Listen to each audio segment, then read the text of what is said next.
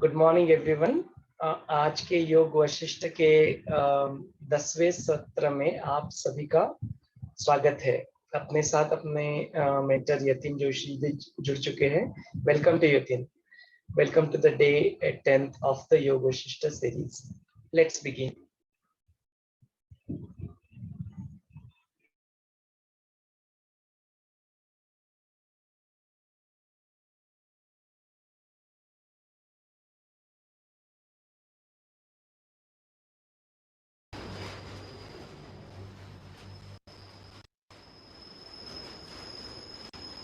Absolutely. Thought alone can completely change the body. Most people don't affect reality in a consistent, substantial way because they don't believe they can. They write an intention and then they erase it because they think that's silly. I mean, I can't do that. And then they write it again and then they erase it. So time average, it's a very small effect. And it really comes down to the fact that they believe they can't do it. If you accept with every rudiment of your being that you will walk on water, will it happen? Yes, it will. But you know, it's like positive thinking. It's a wonderful idea, positive thinking. But what it usually means is that I have a little smear of positive thinking covering a whole mass of negative thinking. So thinking positive is not really thinking positive, it's just disguising the negative thinking that we have. When we think of things, then we make the reality more concrete than it is. And that's where we become stuck.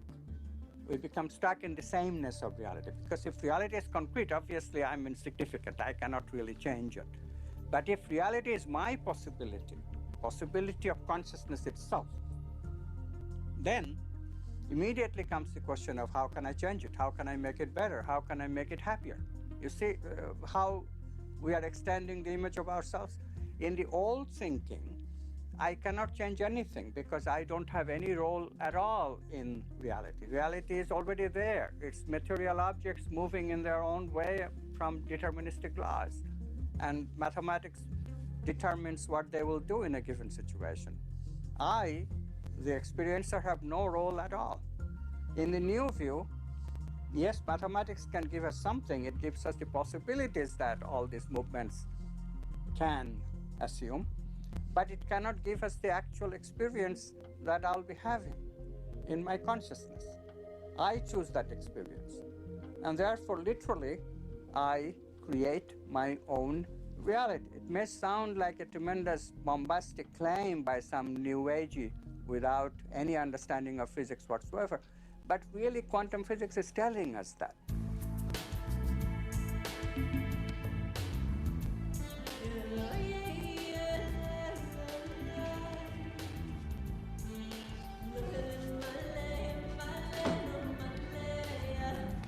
Hey, how was the shoot? So.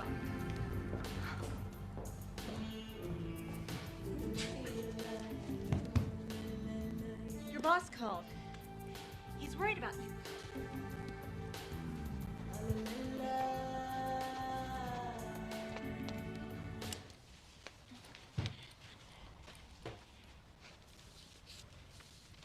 Amanda, I want to thank you for letting me stay here. I know I'm a bit much sometimes and that it's been tough after Bob and all. And you've just been so wonderful. I mean, I make a mess and, well, I clean up afterwards, but it's not really your style. Sometimes I think you make me insane. Me? The day I make someone sane, they're in trouble. Anyway, I made you something as a thank you gift.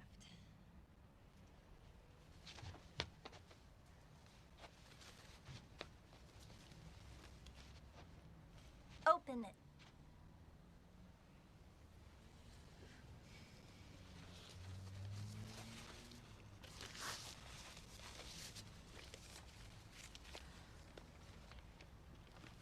I went through your pictures and picked my favorite ones. And it took me forever because there's so many good ones.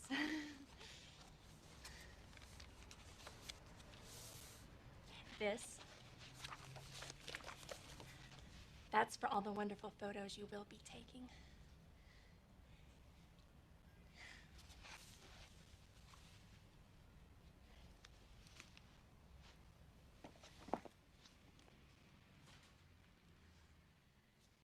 Oh. I've had a strange day. Thank you.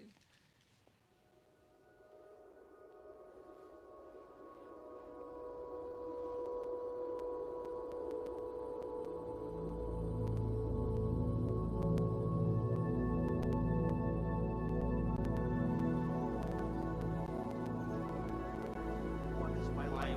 Why is your life? Where am I going? What happens when I die? Why is there anything at all? What is reality? It makes you wonder, doesn't it? If thoughts can do that to water, imagine what our thoughts can do to us. Reality ultimately comes down to the heart. Have you ever thought about what thoughts are made of? Is there a substance of thought? I guess it just depends on what you think is real. The world being possible timelines of reality. Until we choose. Are all realities in the quantum field existing simultaneously? I never thought of an addiction as something really something that you can't stop. There literally are different worlds. The macroscopic world that we see, there's the world of our cells, there's the world of our atoms, the world of our nuclei. These are each totally different worlds. They have their own language, they have their own mathematics. They're not just smaller. Each is totally different, but they're complementary. Because I am my atoms, but I am also my cells. I'm also my macroscopic physiology. It's all true. They're just different levels of truth. The deepest level of truth uncovered by science and by philosophy is the fundamental truth of unity. At that deepest subnuclear level of our reality, you and I are literally one.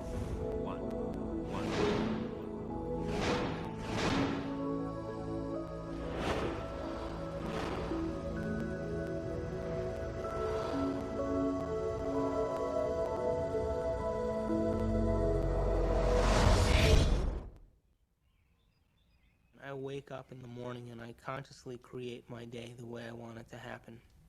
Now, sometimes,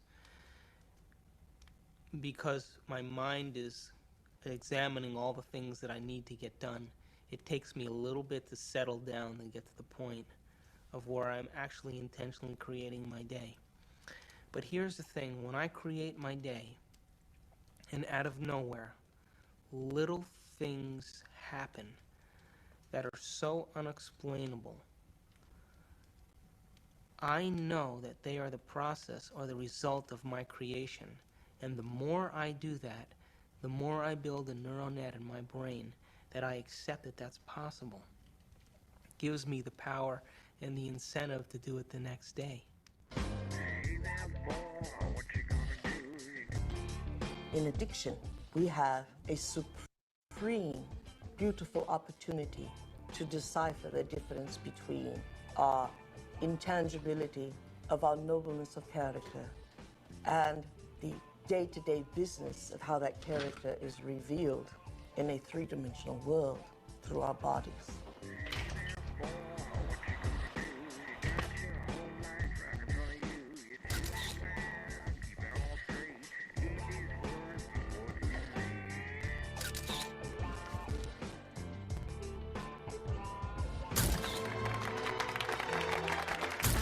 Weddings.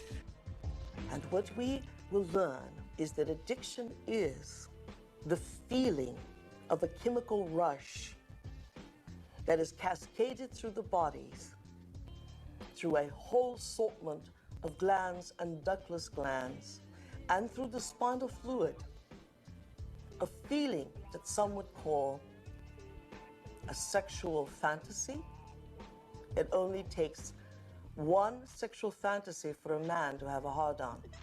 In other words, it only takes one thought here for a man to have an erection in his member. And yet, there was nothing outside of him that gave him that. It was what was within him that gave him that. Oh, hey, Amanda, I didn't know you were there. Guilty. Oh, Vadik. Come on, blink. This is a good assignment, if you'd see it that way. What to see? I do. They did. Oh, God, Amanda. I mean, you live in your past. I mean, everything with you is about what happened. You hate churches, you hate weddings, you hate guys. And I want you to go scope it out. Don't need to. I got mine there. I know. I took the pictures, remember? You got too many memories clouding your vision. Oh, Amanda, you know you're the best technical photographer I have. And I want to have some great pictures.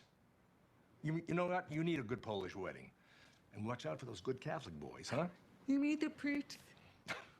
Come on, get out of here. Bye. When I was younger, I had lots of ideas about what God was. And now I realize I'm not conscious enough to truly understand what that concept means.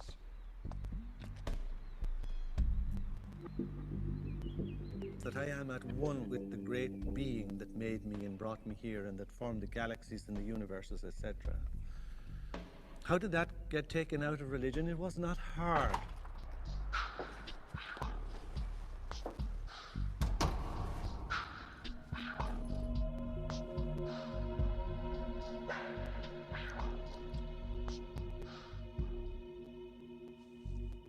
Most of the problems that religion and the various philosophical movements down through the centuries have produced have been errors because that's where they started.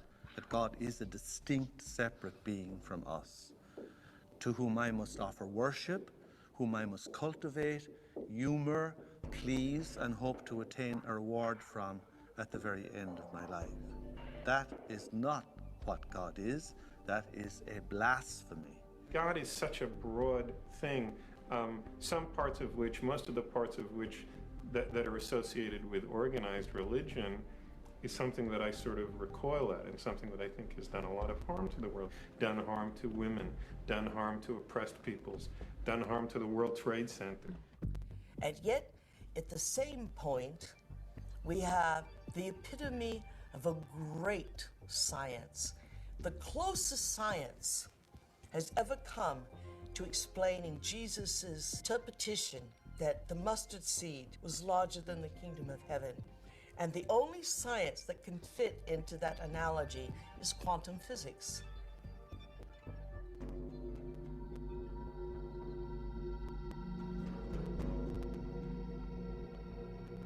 Now, we have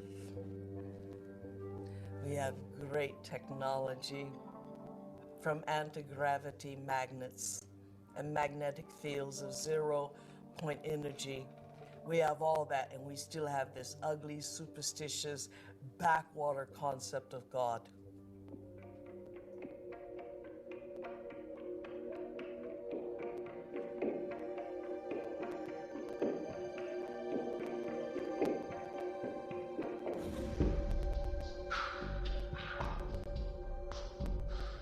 People fall into line very readily when they're threatened by these cosmic sentences of everlasting punishment.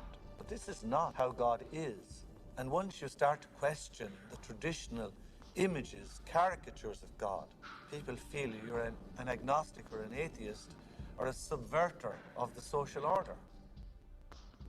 God must be greater than the greatest of human weaknesses, and indeed, the greatness of human skill, that God must even transcend a most remarkable to emulate nature in its absolute splendor. How can any man or woman sin against such a greatness of mind? How can any one little carbon unit on Earth, in the backwaters of, indeed, the Milky Way, the boondocks, betray God Almighty. That is impossible. The height of arrogance is the height of control of those who create God in their own image.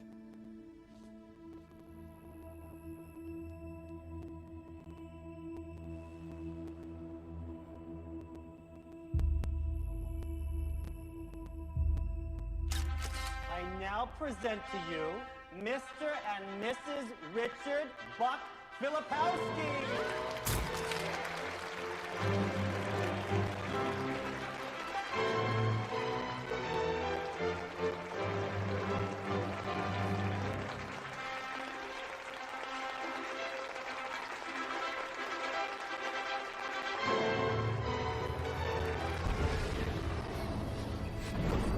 Brain, when it fires its thoughts, is likened unto the land.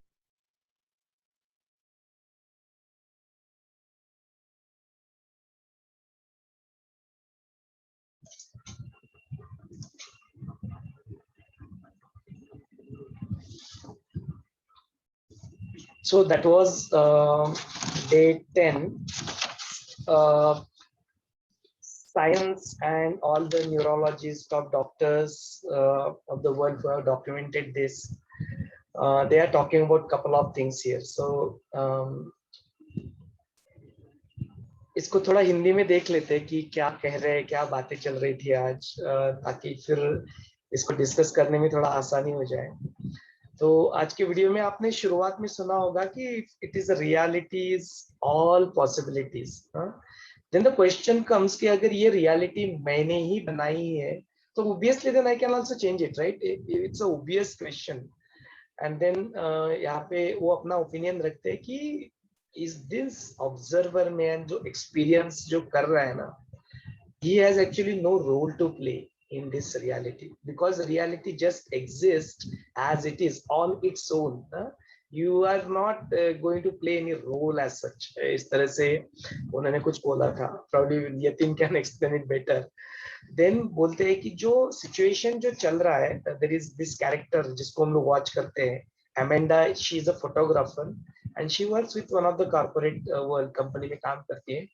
and फिर उसके मन में जो चल रहा है, उसका boss उसको फिर हमने कल देखा कि कॉल करके he yells at him and the effect of that उसके मन पे जो चलता है, एंड देन वो घर पे आती है और उसके घर के भी जो गेस्ट होती है वहां पे और जो रहती है, वो क्या करती है, उसका जो फोटोग्राफी रहता है, पहले वाले पिक्चर जो उसने ऐसे ही जस्ट पब्लिश किए रहते हैं, not as a part of corporate assignment but just like उसको जो Facebook sharing kind of we can say, और उसको कलेक्शन से कुछ फोटोग्राफ निकालती है और उसका एक एल्बम बना के उसको थैंक यू गिफ्ट देती है।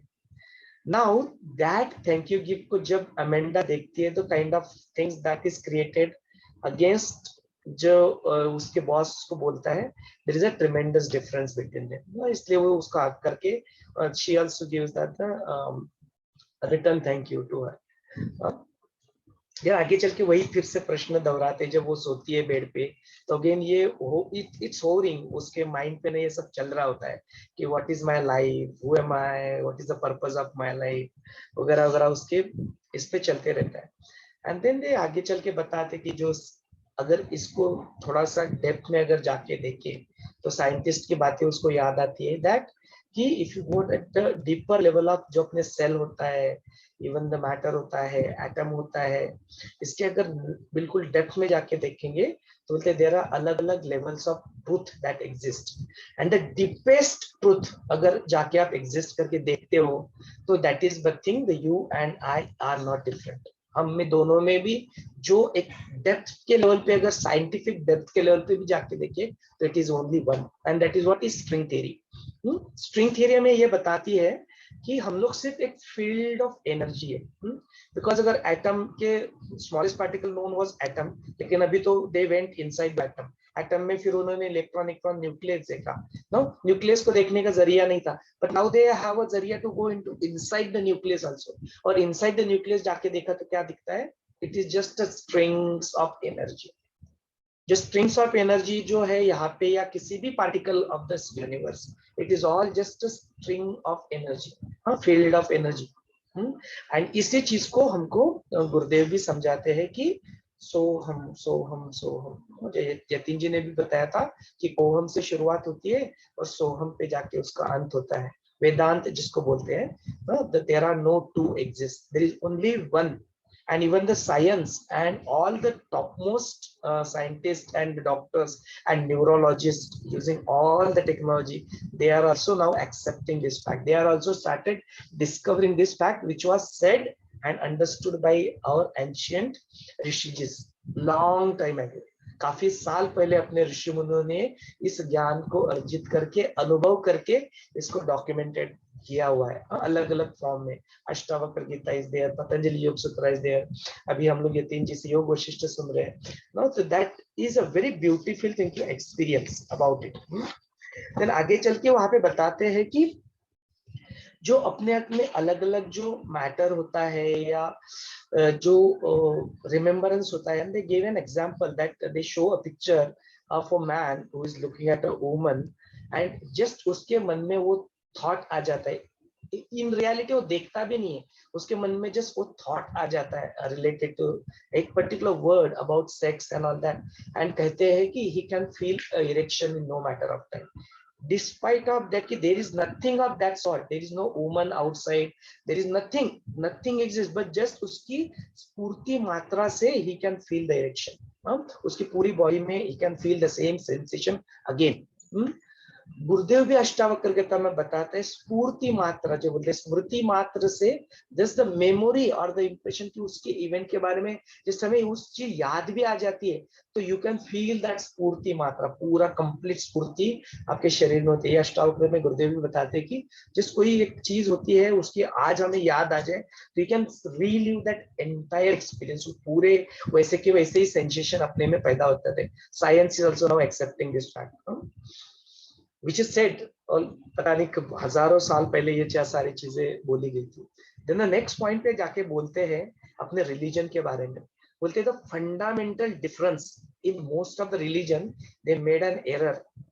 एक गलती लोग कर बैठे कि बोलते गॉड को अपने आप से सेपरेट मान बैठे, something else, I am not the god, there is something else who is a god, and फिर उसके प्रति फिर वो सारा ये करना वो करना सारे तरफ। देन कि हम लोग यहाँ पे कुछ करेंगे, अंधश्रद्धाएं भी पैदा हो गई कि हम लोग यहाँ पे कुछ करेंगे तो पाप लग जाएगा, भगवान नाराज हो जाएगा, भगवान हमें श्राप दे देगा, काइंड ऑफ थिंग्स हम लोग काफी सारे रिलीजन्स में ये सारी बातें सुनते रहते हैं। तो यहाँ पे scientist are also accepting this fact कि the god and you are not different, वो एक ही है। और गुरुदेव हमें पतंजलि योग सूत्र के एक चैप्टर में पूरी सीढ़ी ही है, उसके ऊपर पूरा एक टॉक ही है कि व्हाट इज गॉड। और गुरुदेव भी हमें समझाते हैं कि गॉड कोई अलग वस्तु नहीं है जिसको कोई आपका इंटेलेक्ट समझने की कोई चीज नहीं है। God it is your own existence, you are love, you are god. आप जिस चीज से बने हो वही प्रेम है, वही शांति है और वही भगवान भी है। तो गॉड को कहीं और जाके खोजो मत, वो नहीं मिलेगा तुम्हें, वो इधर उधर जाके ढूंढने से नहीं मिलेगा। जब आप बैठ जाते हो शांत होकर अंदर चले जाते हो तो ईश्वर का अस्तित्व समझ में ही आ जाता है, उसका अनुभव हो जाता है, भले ही आपकी बुद्धि उसे समझ पाए या ना समझ पाए। फिर आगे चल के बोलते हैं कि जो क्वांटम फिजिक्स और क्वांटम मैकेनिक्स से ये भी इस बात को भी एक्सेप्ट करता है। They started discovering it. बोलते हैं किसी को अगर बोल दे वो छोटा सा मस्टर्ड का सीड होता है, it is even larger than your entire kingdom, तो बोलते ये बातें समझ में नहीं आती है। बट बोलते क्वांटम फिजिक्स के पास जाओ, क्वांटम मैकेनिक्स के पास जाओ तो वो सब बता देगी आपको, इसका छोटा सा मस्टर्ड भी कैसे एंटायर किंगडम से उसके अंदर घुस के देखो तो this whole things of possibilities that exist are there. तो ये सब बातें बताते हैं कि how can a small little thing happen on earth can actually affect the God। बोलते यहाँ पे छोटे छोटे तुमने कुछ चीजें सोच ली एंड यहाँ पे कुछ तुमने चीजें एक्शन कर दी और तुम्हें पाप लग जाएगा, भगवान तुम्हें नाराज हो जाएगा और श्राप दे देगा तुम्हारा ऐसा कैसा। बोलते एंटायर क्रिएशन का, इसका संसार का स्वरूप अगर देखेंगे तो यहाँ पे किसी लिटिल वो मस्टर्ड के सीड जैसा भी नहीं तुम्हारा अर्थ, वहां पे तुम हो और तुम्हारे मन में कुछ थॉट आया, तुमने कुछ कर्म कर दिया, उसकी वजह से इस एंटायर क्रिएशन की डिवाइन एनर्जी को फर्क पड़ जाएगा, वो तुमसे नाराज हो जाएगा। बोलते come on wake up, just जागो, देखो इसको, उसको कोई फर्क नहीं पड़ता है बोले इन सब चीजों की वजह से। सो it is so amazing to see कि the good, it is so grateful that we have a master in our life कि हमें जिंदगी की रियलिटी क्या है उसके बारे में हमें गुरुदेव अनुभव भी करा रहे हैं, ज्ञान भी दे रहे हैं, और कहीं कहीं पे वो आत्मज्ञान की झलके भी हमको मिल रही है. It is so grateful to see सांगड़ ले लिया ये जो साइंस विज्ञान स्पिरिचुअलिटी. तो ऐसा लगता है कि विज्ञान अपने स्पिरिचुअलिटी में एक वो बूंद की तरह है ना, सागर का जो बूंद होता है कि विज्ञान भी वही है और सागर जो स्पिरिचुअलिटी अध्यात्म वो भी वही है, बट बस दोनों के स्वरूप में बहुत ज्यादा फर्क है. विज्ञान में हमें बहुत छोटी छोटी चीजें दिखाई देती है, समझ में आती है, लेकिन सागर अध्यात्म में हमें उसका अनुभव दिलवाता है. With that note I'll request Yatin ji to take over and continue to share the stories and the knowledge, and probably we can even relate this little bit of छोटा सा विज्ञान with that ultimate truth अध्यात्म के साथ. Over to you Yatin ji. जय गुरुदेव. थोड़ा आवाज ठीक है अभी? ओके है ना? ऑलराइट. सोमेश्वर, आपने जो बातें कही ना अभी, तो इसमें थोड़ा एक संशय का स्कोप रहता है, इसलिए वो पहले क्लैरिफाई करना चाहूँगा सबके लिए. हम जो चैप्टर में जो कल कहानी बता रहा था, ठीक है, मैं पहले समरी ले लेता ताकि फिर ये ना हो कि कोई अगर नए कनेक्ट हुए हो तो उनको समझ में आए कि हम लोग क्या बात कर रहे हैं. एक मिनट में वो समरी ले लेते हैं. हम योग वासिष्ठ ग्रंथ के बारे में बात कर रहे हैं और सारे श्रेष्ठ ऋषियों ने, शंकराचार्यों ने और अभी तक की जितने भी संत हैं सभी ने इसको सबसे श्रेष्ठ ग्रंथ माना है. शंकराचार्य जी के ब्रह्मसूत्र हो, अपनी ज्ञानेश्वरी है महाराष्ट्र में, या फिर कई सारे ग्रंथ हैं. तो एकदम उत्तर से लेकर दक्षिण तक का कई संतों ने उसके ऊपर काम किया है, इसको माना है. उसका प्रभाव इस ग्रंथ का उनके सारे जीवन में, उन्होंने जो किताबें लिखी थी, जो शास्त्र लिखे थे, उसमें सब दिखाई देता है. तो उसके बारे में बात कर रहे थे. योग वासिष्ठ ये एक संवाद रूप है, जिसमें जैसे भगवत गीता भी संवाद है भगवान श्री कृष्ण और अर्जुन के बीच में, वैसे ही भगवान श्री राम और वशिष्ठ ऋषि, इनके बीच का ये संवाद है. श्री राम जी जब उनकी शिक्षा पूरी करके फिर थोड़ा भ्रमण करके आते हैं, तो उन्हें दुनिया में एक चीज़ दिखाई देती है कि हर व्यक्ति कहीं ना कहीं सुख और मुक्ति के पीछे भागता रहता है, लेकिन जो उसके साधन है सुख के और मुक्ति के, उनमें वो गलत चीज़ों में फंसा है. उसको लगता है कि जो मटेरियलिस्टिक चीज़ें हैं उसमें आनंद मिलता है, लेकिन वैसी बात है नहीं. और वो काफ़ी उद्विग्न हो जाते हैं, काफ़ी एक तरह से वैराग्य में आ जाते हैं. और फिर वो अपना वैराग्य जब विश्वामित्र ऋषि आते हैं तो उनके सामने बताते हैं कि मुझे ये देख के दुख होता है कि जो भी करने जाएंगे उसमें कहीं सुख का साधन नहीं है, तो फिर ये जीवन क्यों जिया जाए, जीवन जीने की वजह ही क्या है. मुझे जब तक ये समझ में नहीं आएगा कि मेरा असली स्वरूप क्या है, मैं सचमुच ये करके आनंद कैसे प्राप्त कर सकता हूँ, क्या मैं इस जीवन में जो दिखाई दे रहा है उसके पीछे भागूंगा तो आनंद नहीं है, ये तो पक्का है.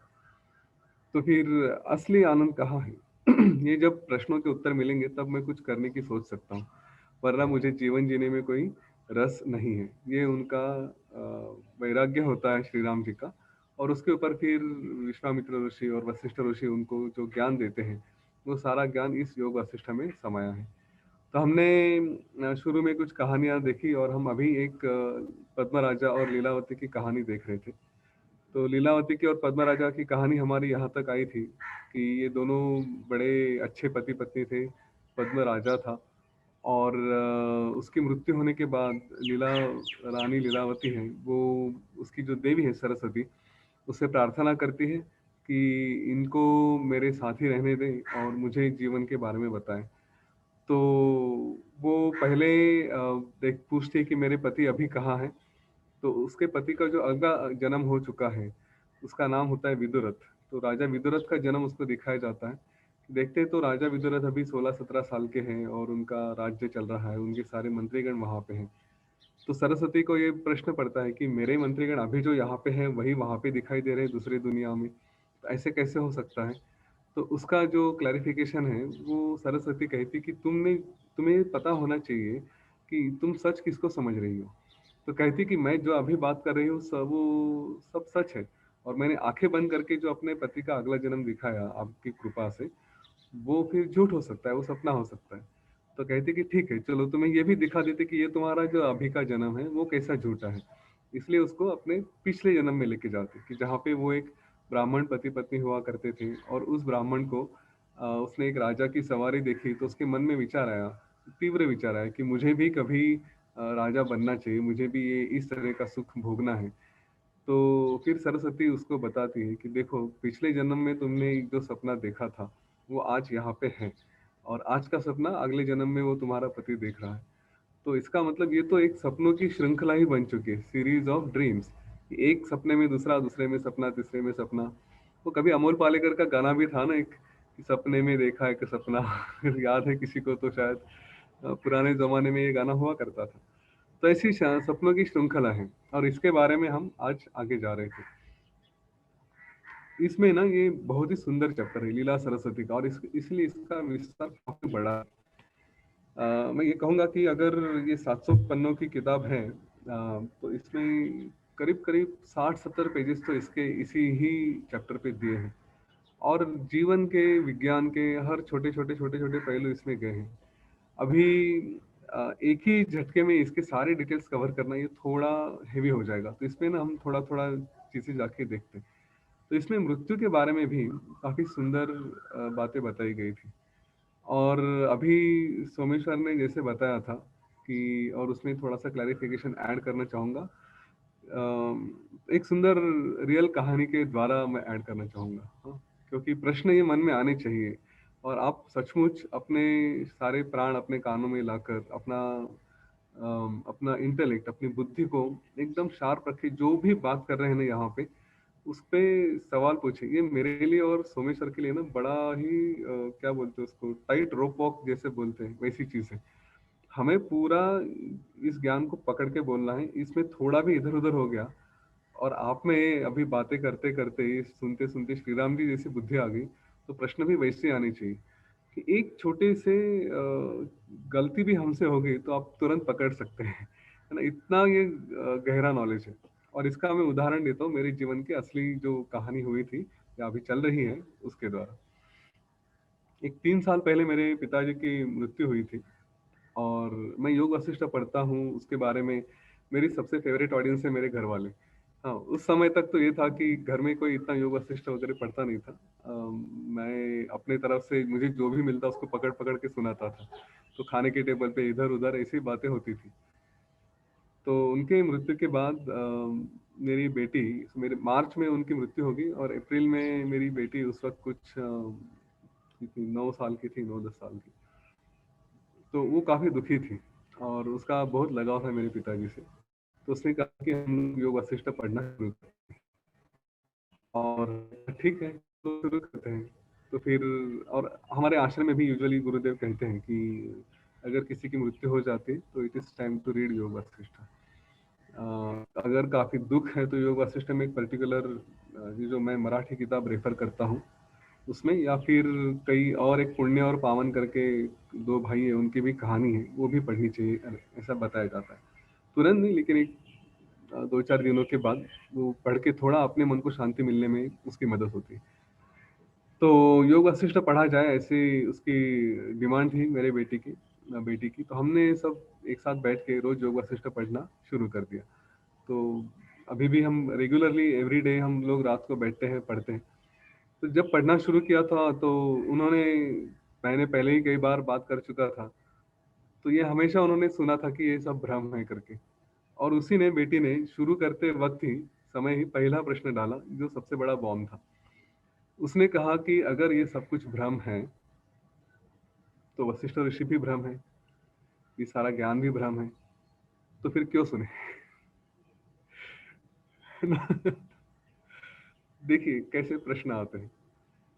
श्री राम जी ने भी इसी तरह के प्रश्न पूछे हैं, बाय द वे, इस बात का ध्यान रहे। तो बोले फिर क्यों पढ़े इन सब चीजों को।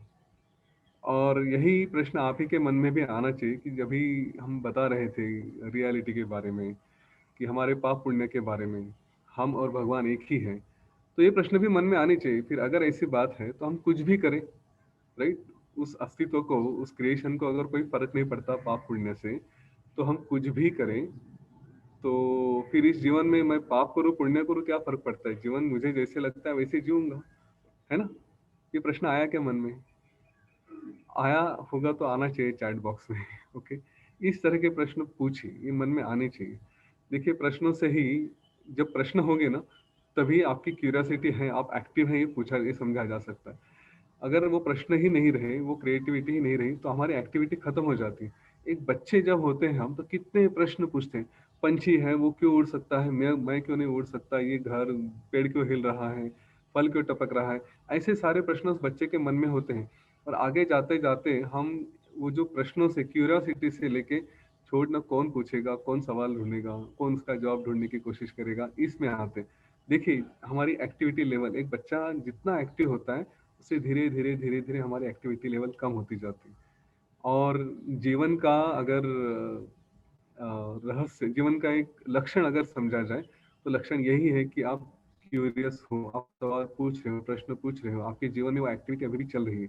जिनके शरीर खाली चल रहा है लेकिन मन बंद हो चुका है, प्रश्न ही नहीं पूछ रहे हैं, जीवन के बारे में जानने की इच्छा नहीं, वो जीवन कैसे रहा? फिर जीवन का सबसे बड़ा लक्षण ही खत्म हो गया। तो इस बात का ध्यान दें कि ये प्रश्न आना चाहिए और इसका उत्तर भी मैं दे दूंगा।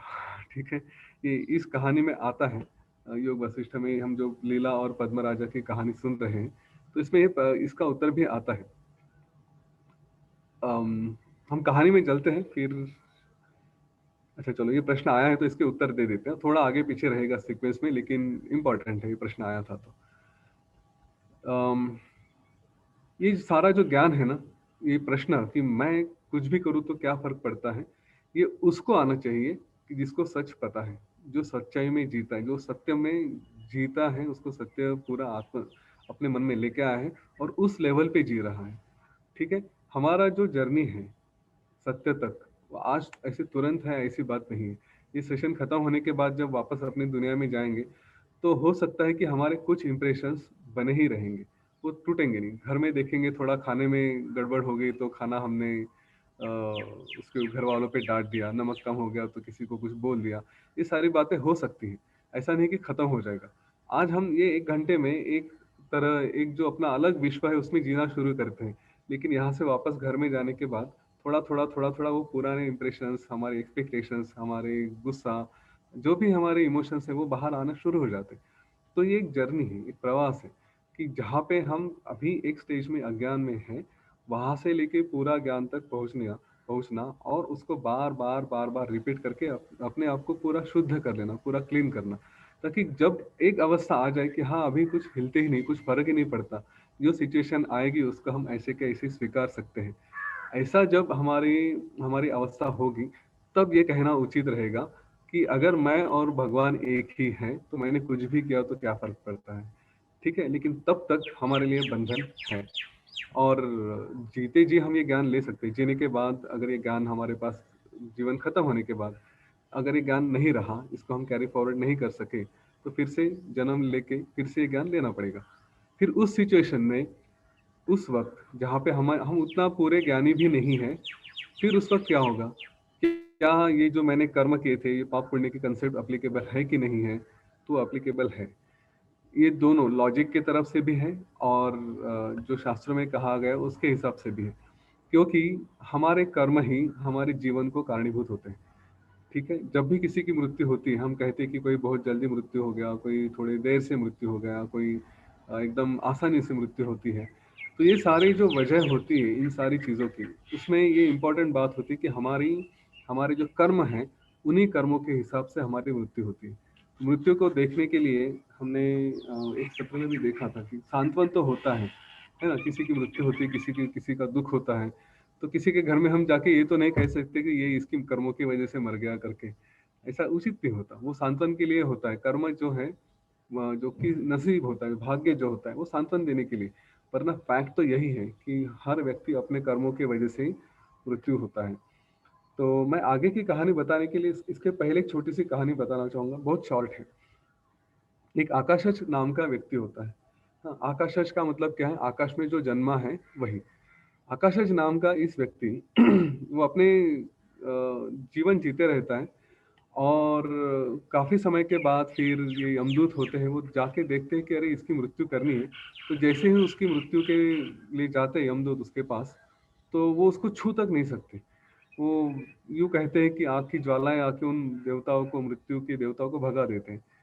तो ये लोग जाके पूछते हैं कि ज़रा पूछे यम देवता से क्या हुआ है, ये ऐसा क्यों मार नहीं सकते हम इसको? तो यम देवता के पास जाते हैं, यम देवता कहते हैं कि चलो हम वो चित्रगुप्त के पास जाते हैं, उसके पास रिकॉर्ड है इसका क्या हुआ। तो चित्रगुप्त के पास जाते हैं तो पूछते कि जरा इसकी मृत्यु क्यों नहीं आ रही है? तो चित्रगुप्त उसका रिकॉर्ड निकाल के देखते हैं, कहते हैं कि इसके तो कोई कर्म ही नहीं है। तो यमदेवता कहते कि ऐसे कैसे, अगर कर्म नहीं तो क्या हुआ? बोलते नहीं, ये आपको ध्यान होना चाहिए, किसी की मृत्यु होती है तो कर्मों की वजह से होती है। अगर किसी को कोई कर्म नहीं है तो उसकी मृत्यु नहीं हो सकती। अब इस व्यक्ति की अगर कोई कर्म ही नहीं है तो इसकी मृत्यु कैसे हो जाएगी? तो जब तक ये कर्म नहीं करता मृत्यु होगी नहीं। और ये तो आकाशज है, आकाश में ही जन्मा हुआ है, तो कोई चांस ही नहीं कि इसकी कोई मृत्यु होगी, क्योंकि इसके कोई कर्म भी नहीं होंगे। तो आप इसको छोड़ दें, इसके पीछे मत लगे। हाँ, ये एक ज्ञान देने के लिए था कि कर्मों की वजह से मृत्यु होती है। अभी उसके बाद जो मृत्यु होती है उसके बाद का जन्म कैसे रहेगा, तो यहाँ पे थोड़ा लॉजिक है। और जो शास्त्र में कहा गया है, शास्त्र में कहा गया है कि अगर आपने गलत काम किए तो आपको फिर ये नरक में भुगतना पड़ेगा, उसके अगले जन्म में वापस आके आपको उसके परिणाम भुगतने पड़ेंगे, ये सब कहा गया है। अब कितना सच है कितना झूठ है, तो शास्त्रों में कहा ये सच है और हमें भी मानना पड़ेगा। सच इसलिए भी कहा गया है कि ये जो हम इमेजिन करते हैं कि मेरे मृत्यु के बाद क्या होगा क्या नहीं होगा, राइट, वो सारे परिणाम हमको भुगतने पड़ते हैं। और हर धर्म में, हाँ, मुसलमान मानते हैं कि पुनर्जन्म नहीं होता, लेकिन वो ये मानते हैं कि हम यहाँ से जाने के बाद जहन्नुम और जन्नत है। अगर आपने कुछ तरह के काम किए तो आपको जन्नत मिलेगी, वहाँ पे बिरयानी मिलेगी, सुंदर सुंदर स्त्रियाँ मिलेगी, ऐसे वर्णन किया गया है। लेकिन गलत काम किए तो आपको जहन्नुम भी मिलेगा, वापस नहीं आना पड़ेगा, लेकिन कोई तो एक जगह है जहाँ पे जाके आपको हो सकता है। हमारे हिंदू धर्म में भी यही कहा गया है कि आपको स्वर्ग और नरक मिलेगा, लेकिन वहां से वापस यहाँ पे आना पड़ेगा, क्योंकि मुक्त तो होना है, वहां पे जाके परमानेंटली नहीं पढ़ सकते, है ना। हमने यहाँ पे कहीं पे भी नरक में परमानेंट स्थान नहीं रखा है, वहां से वापस आ सकते हैं। तो ये एक बात कही है। दूसरी लॉजिकल बात यह है कि अगर सब लोग, देखिए सबका ना वो ज्ञान का स्तर उतना नहीं होता कि मैं भगवान हूँ तो मैं कुछ भी किया तो चलेगा। ये जो स्तर है ज्ञान का, वो हमेशा परमानेंट नहीं रहता। अगर आप सचमुच भगवान हैं, अपने आप को भगवान समझते हैं ना, तो जीवन में जब विपदाएं आती हैं, जब संकट आता है, उस वक्त भी अपने आप को भगवान समझ के आप अपने आप को स्टेबल रख सकते हैं क्या? ये देखें, अगर आप अपने आप को स्थिर रख सकते हैं संकटों में भी, तो समझिए कि आप भगवान हैं। जितनी भी मुसीबतें आएंगी, एक भगवान के जैसे रह सकते हैं क्या? आज आपके खाने में नमक नहीं पड़ा तो बीवी पे चिल्लाओगे या नहीं चिल्लाओगे? अगर आपके बच्चे ने कुछ उल्टा सीधा बिहेव कर दिया तो गुस्सा करोगे कि नहीं करोगे? ये अपने आप में देखें। अगर आप उस स्टेज पर पहुंच चुके हैं कि हाँ, मैं कुछ भी हो जाए एकदम शांत स्थिर हूँ, लेकिन अपने एक्शन में भगवान जैसा ही काम कर रहा हूँ, सब कुछ कर रहा हूँ, एक्टिव हूँ, तो फिर समझिए कि आप भगवान हैं। तो फिर आपने कुछ भी किया ना, कोई फर्क नहीं पड़ता। लेकिन जब तक वो स्थिति में नहीं पहुंचते, तब तक इस बात का ध्यान रहे कि अभी वो नहीं है ना, तो हमें वापस जीवन जीना है। क्यों? क्योंकि ये लॉजिक भी इस तरह से कि अगर सबको ये भावना रही कि मैं भगवान हूँ, तो इस सृष्टि में, इस पृथ्वी पे पूरा अनाचार रहेगा, किसी को डर ही नहीं रहेगा। सब बोलेंगे हाँ मैं भगवान हूँ, फिर मैं किसी का खून कर दूँ, किसी के पैसे लूट लूँ, किसी को कुछ कर लूँ, हो सकता है। पर वो अनाचार ना रहे, इसलिए भी ये बात जरूरी है कि ये साइकिल बना रहेगा। जब तक आप मुक्त नहीं होते, आपने गलत काम किए तो उसके परिणाम भुगतने ही पड़ेंगे। तो भगवान की बात है, आप भगवान हैं, पर ये जब तक रियलाइज नहीं होता, खाली विचारों से, शब्दों से नहीं कि हाँ मैं भगवान हूँ, शब्दों में कहेंगे एक और एक्शन में कुछ होगा दूसरा, ऐसा नहीं होना चाहिए। जब आपकी कृति और आपके विचार दोनों एक लेवल पे आते हैं, तब समझिए कि हाँ आप भगवान हैं, फिर कोई प्रॉब्लम नहीं। तब तक मुझे वहां पे पहुंचना है, वो मेरा गोल है, अंदर में हूँ, लेकिन वो रियलाइज्ड नहीं है, उसका अनुभव नहीं किया। जब तक अनुभव नहीं होता तब तक प्रयत्न जारी रखने हैं। ठीक है, यहाँ पे मैं ये इतना जो पोर्शन था इसके ऊपर रुकूंगा। अब हम अपनी कहानी शुरू करते हैं। तो हमने कल देखा था कि लीलावती वो अपने पिछले जन्म में गई, अपने बच्चों को देखा, उनको आशीर्वाद दिया और फिर वहां से निकल के आना शुरू हो गई। इसमें ना कई सारी छोटी छोटी बातें, वो सारे मैं अभी कवर नहीं करूंगा, लेकिन हम फिर से अपने सत्रों में इनको विजिट करते रहेंगे बार बार। तो लीलावती ने पूछा सरस्वती से कि हे सरस्वती, मैंने अभी इसी वक्त अपने 3 जन्म देख लिए, जो अभी का है, जो आगे आने वाला है और जो पिछला था। तो ये 3 ही जन्म हैं या और भी हैं? तो सरस्वती उसको आशीर्वाद देती है और फिर बताती है कि देखो अभी तुम रियलाइज करो कितने जन्म हैं। और फिर लीलावती को पता चलता है कि कल्प के आरंभ से, जब ये सब क्रिएशन शुरू हुआ था, तब से लेके अभी तक उसके कुछ 800 जन्म हो चुके हैं। और उन 800 जन्म में उसने क्या क्या हर तरह के क्या कहेंगे उसको, हर तरह के रोल उसने दिए थे। कभी पंछी थे, कभी कीड़ा थे, कभी कोई एक भिल्ल थे, जंगल में रहने वाले आदिवासी थे। ऐसे हर तरह के रोल अलग अलग अलग अलग रोल करते करते करते करते वो आज यहाँ तक पहुंचे। तो कहती कि देखो ये कितना मिथ्या है जीवन। एक ही समय में छोटे छोटे छोटे छोटे, मतलब भगवान ब्रह्मा की अगर देखे, एक दिन उनका है तो इसमें ये सारे क्रिएशन हो जाते हैं, इतनी सारी चीजें बन जाती हैं, हम इतने जीवन जी जीते हैं। गुरुदेव ने भी कभी कहा था, इस बात का हमेशा ध्यान रहे कि हमारा जो क्रिएशन है, सी कि मैं कितने जन्म ले चुका हूं अभी तक, है ना, और आगे भी कितने जन्म है। इस बात का ध्यान अगर आपको आता है कि मैंने बहुत सारे जन्म लिए हैं ना, तो थोड़ा वैराग्य वैसे भी आना चाहिए, ठीक है। और मैं इसके बारे में थोड़ा सा बताऊंगा कि हमारे जीवन में जब भी एक अटैचमेंट होती है किसी चीज से, राग होता है। और देखिए राग कोई बड़ा नहीं होता, चाय के कप से लेके हमारा राग होता है। सुबह की चाय, अगर उठते बराबर मुझे चाय पीनी है, और हमें पता है कि खाली पेट अगर चाय पीते हैं तो वो एसिडिटी बढ़ाती है, हमारे पेट के लिए अच्छी नहीं होती। तो ये एक तरह की जानकारी हमारे पास है कि हाँ मेरी अटैचमेंट है, लेकिन मैं ये वैराग्य में नहीं जा सकता, इतना विराग नहीं हो सकता, चाय नहीं छोड़ सकता। तो क्यों नहीं छोड़ सकते? तो देखिए कि आज आपकी उम्र क्या है, आपने कितने जन्म ले चुके हैं, अपनी जो भी अटैचमेंट है अपने आप को थोड़ा उसमें परीक्षण करें। काम, क्रोध, लोभ, मद, मोह, मत्सर, ये जो 6 षड्रिपु कहे गए, 6 दुश्मन हैं, इनमें से कौन सी चीज से हमारी अटैचमेंट है? काम के साथ है क्या? लोभ है, खाने का है, पैसे का है, मोह होता है अपने रिश्तेदारों के साथ। तो इनमें से किस चीज से मेरी अटैचमेंट है? और ये एक सत्य आपको इस बात की जानकारी दे देगा कि अगर मैंने कई बार जन्म लिया है, गुरुदेव तो कहते हैं ना कि इस बात को ही आपको समझ लेना चाहिए, इतने बार जन्म हो चुका है तो पता नहीं मैंने कितने बार क्या क्या खाया है, कितने बार सेक्स किया है, कितने बार मैंने गुस्सा किया है, कितने बार अटैच किया है, और इन सारी चीजों का फर्क कुछ नहीं पड़ा है ना। इतना सब कुछ करके भी आज भी इस जन्म में भी मुझे फिर से वही तृष्णा है, वही डिजायर है कि अरे मुझे ये चाहिए, मुझे ये चाहिए। हालांकि ये पता है कि इतने जन्म में इतना सब कुछ करके भी कुछ भी नहीं हुआ है। उसके बाद आज भी दुख है संसार में, लोगों के जीवन में दुख देखते, अपने जीवन में भी दुख देखते। तो विराग लेके आए, वो डिटैचमेंट, डिस्पैशन जिसको कहते हैं, वैराग्य लेके आए, अपने आप को उससे दूर करें। ये इस जो 800 जन्म की जो रेफरेंस आया था, उससे मैंने ये अपना क्या कहते हैं उसको, इन्फ्रेंस निकाला। आप भी देखिए, अगर आपको पता है कि आपके कई सारे जन्म हो चुके हैं तो उसका मतलब क्या क्या होता है। और इसीलिए हमारे यहाँ इटर्निटी प्रोसेस भी एक बहुत जरूरी प्रोसेस रखा है। गुरुदेव ने इतना सुंदर प्रोसेस दिया है कि अगर कोई चीज़ बहुत ज़्यादा हमें तकलीफ दे रही है तो जाके एक बार इटर्निटी प्रोसेस करें, देखिए कि कौन सी चीज़ है जो पिछले इम्प्रेशन हमको लेके आ रही है। और दूसरा, हमारे कोर्सेस में हमें दिशा प्रणाम भी दिए हैं।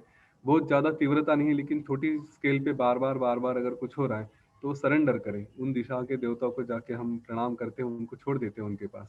हाँ, हमारे कोर्सेस में इतने सुंदर सुंदर प्रोसेसेस दिए हैं और इतने अच्छे सुंदर कोर्सेस आए ना, तो उनका फ़ायदा ले लें। इस जीवन से निकलने के लिए बहुत काम में आते हैं। तो वो वैराग्य हमारे पास ज़रूर आना चाहिए।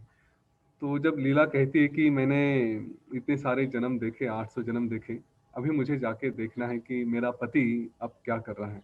हाँ, तो अभी तो मुझे कोई किसी चीज़ से अटैचमेंट नहीं रही, तो चलो जाके देखते हैं। और वो जो उनका प्रवास, वहाँ से जो वशिष्ठ ब्राह्मण के घर से निकल के, मतलब उससे आगे मिले और वहाँ से अगले ब्रह्मांड में जा रहे थे, उस प्रवास में ये पूरे क्रिएशन के बारे में बताया गया है। उसमें डार्क एनर्जी के बारे में बताया है, डार्क मैटर के बारे में बताया है। उसमें ये भी कहा गया एक ब्रह्मांड की एनर्जी दूसरे ब्रह्मांड से अलग क्यों है। अगर आप में से कोई थोड़ा इंटरेस्ट लेके कभी पढ़े कि ये जो कहते हैं ना क्रिएशन, ये गोल क्यों है, और अगर गोल कोई चीज़ है, हाँ, तो इसका मतलब ये है कि उस गोल के बाहर नहीं जा सकती। तो बाहर क्यों नहीं जा सकती? क्योंकि बाहर से कोई प्रेशर उसके ऊपर अप्लाई हो रहा है। उसी को कभी तो डार्क मैटर भी कहा गया है। ठीक है, कि दो ब्रह्मांडों के बीच में अगर स्पेस है तो वो क्या है? एक ब्रह्मांड अपने लिमिट के बाहर क्यों नहीं जा सकता? अगर हम लोग कह रहे हैं ये घूम रहा है सब कुछ, तो क्यों घूम रहा है? घूमने के बाद उसके बाहर का प्रेशर उसके ऊपर क्यों काम नहीं कर रहा है? कौन सी चीजें जो बाहर से पकड़ के रखे उसको छूटने नहीं दे रही? राइट, ये सारी चीजों की जो प्रश्न है उनके उत्तर है यहाँ पे योग वशिष्ठ में सब दिए हैं। बस हमको साइंस लेके इसको लेके थोड़ा कोरिलेट करना होता है। तो खैर छोड़िए, उसमें ब्रह्मांड के लेयर्स के बारे में बताया गया है कि कहते हैं कि एक लेयर पानी का है, उसके ऊपर जल का, उसके ऊपर वायु का है, उसके ऊपर अग्नि का है, फिर उसके ऊपर स्पेस है। उसकी लेंथ भी बताई गई है। हाँ, कि इसका डिस्टेंस कितना है, उसके 10 टाइम्स, जैसे जल का लेयर अगर कुछ मिलो का है तो उसके ऊपर 10 टाइम्स, उसके 10 गुना ज़्यादा वायु का है, उसके 10 गुना ज़्यादा अग्नि का है, उसके ऊपर फिर इतना चिदाकाश है। उसके बाद फिर जाके ब्रह्मांड का जो बाउंड्री है वो खत्म होती है। उसके ऊपर आप जाके देखो तो उसके बाहर फिर पूरे ब्रह्मांड में ऐसे पूरे, क्या ब्रह्मांड भी नहीं कह सकता क्योंकि एक ब्रह्मांड है, पूरे चिदाकाश में आपको कई सारे ब्रह्मांड ऐसे ऊपर नीचे होते हुए दिखाई दे रहे हैं। अब मैं जो बात कर रहा हूँ ना, इसके ऊपर अगर आपके मन में प्रश्न आते तो ठीक है, नहीं तो श्री राम जी के प्रश्न मैं आपको बताता हूँ। ठीक है, वो कह रहे कि वशिष्ठ ऋषि कहते कि वो देखती है लीला कि इस सारे आकाश में इतने सारे ब्रह्मांड, कुछ ब्रह्मांड ऊपर आ रहे, कुछ ब्रह्मांड जा रहे हैं, और उसमें कुछ ब्रह्मांड में जो कहा बताया गया कि उसमें अभी बस बन रहे थे। जैसे बिग बैंग थ्योरी के हिसाब से देखते हैं तो कुछ बन रहे थे, कुछ डिस्ट्रॉय हो रहे थे, कहीं पे तो ऐसे विस्फोट होके प्रलय जैसी सिचुएशन थी, कहीं पे बन के जस्ट अभी बन चुके हैं और सेटल हो रहे हैं, जैसे उसमें जस्ट पानी आया है, कहीं पे जीव बन रहे हैं, कहीं पे इंसान बन चुके हैं। ऐसी सारी अलग अलग अलग अलग सिचुएशंस होती हैं। हम तो एक ही ब्रह्मांड की बात करते हैं, यहाँ पे इतने सारे हैं। और कहें कि जैसे आसमान में हम अगर एक झरोका होता है, झरोके से सूर्य के किरण आते हैं, हम उसमें धूलिकण देखते हैं, उसको तरस रेणु कहते हैं। छोटे छोटे धूलिकण देखते हैं हम लोग, जो कोई रे आती है ना, किरण आता है सूरज का झरोके से, तो कहते हैं कि उसमें जितने कण हैं उतने कणों जैसे ब्रह्मांड छोटे छोटे कहीं उसको दिखाई देते हैं। यहाँ पे श्री राम जी पकड़ लेते हैं। मैं कहते कि आपने कहा ऊपर नीचे हो रहे हैं, है ना? तो मुझे बताइए कि ये जो क्रिएशन है, ये जो सारा चिदाकाश है, उसमें क्या ऊपर और क्या नीचे? ऊपर और नीचे कैसे डिफाइन करेंगे? राइट, क्योंकि मैं देख रहा हूँ, हाँ, अगर मैं इस चीज के ऊपर से देख रहा हूँ तो ये ऊपर नीचे हो रहा है, इससे देख रहा हूँ तो ये ऊपर जा रहा है, तो ये ऊपर नीचे की डेफिनेशन कैसी है?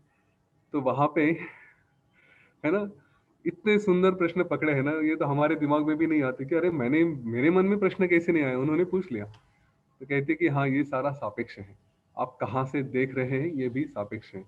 यहाँ पे गुरुत्वाकर्षण के बारे में भी बताएं, ग्रेविटी के बारे में भी क्लियरली लिखा है उन्होंने कि ग्रेविटी भी ये सापेक्ष है। आज मेरे लिए हम कहते हैं कि मैं गुरुत्वाकर्षण से, मेरे लिए नीचे क्या है, तो मेरे पैरों की तरफ जो है वो नीचे है, ठीक है, लेकिन और मेरे लिए ये आसमान है। पर इसके एग्जैक्टली अपोजिट अमेरिका में अगर गया जाए दूसरे एंड पे, तो वहां से क्या देखेगा, ये जो मैं हूँ वो तो नीचे की तरफ है, और आसमान उसके लिए, जो मेरे लिए नीचे है आसमान, वो उसके लिए ऊपर है। आज मेरे लिए सूरज ऊपर है, उसके लिए सूरज नीचे है। तो ये सारा सापेक्ष होता है। ये सारे कंसेप्ट जो है ना, ये हमने ही बनाए हुए हैं, ये सारा रिलेटिव है। तो कहते कि हाँ, लेकिन क्रिएशन ऐसा है, ये सब रिलेटिव है, ये सब देखते हैं, पर उसका चिदाकाश में ये सारा ब्रह्मांड इस तरह से है, इतने सारे ब्रह्मांड इस तरह से क्रिएशन बना हुआ है।